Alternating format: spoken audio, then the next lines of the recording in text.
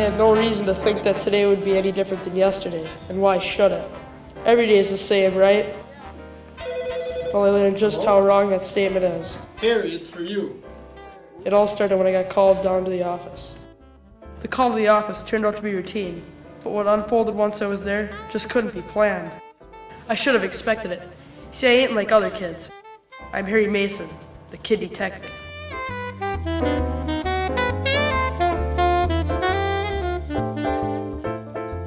It seems that some clown was putting stuff in the teacher's coffee. A diuretic? I'm going to call him at home. I don't know where he is, but I'm going to let him know.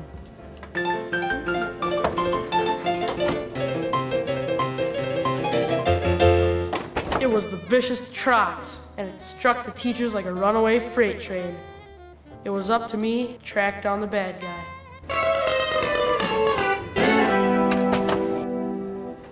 Finding clues was going to be tough. Tougher than cracking walnuts at an Amish bake sale. Hey, I know that doesn't make sense, but so what? I'm a kid. Give me a break. My first lead gave me all the answers he could. Only problem? He knew less than me.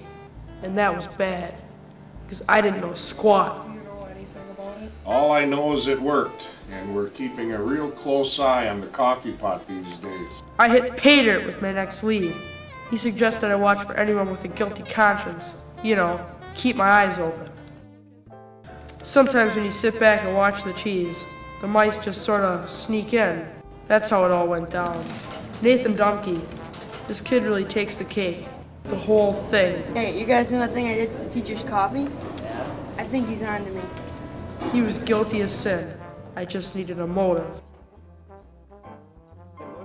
His fingerprints were all over the coffee cup, but I still couldn't pin it down.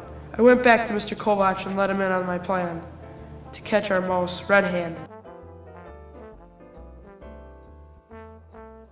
The trap was set.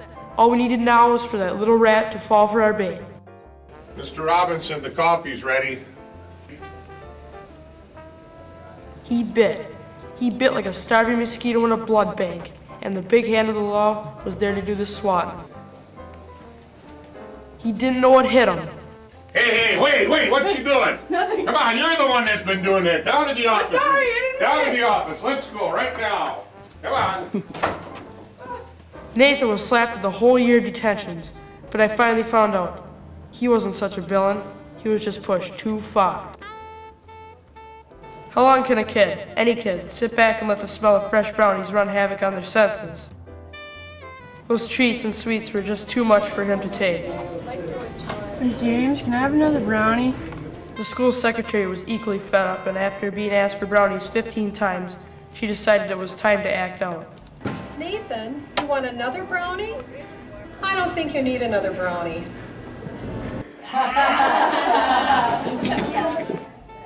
Hey, Nate. Hey, save those brownies for the people that matter, buddy. Try some lettuce. Well, it's never good to be the blunt of a joke. Nathan learned you can't take the law into your own hands.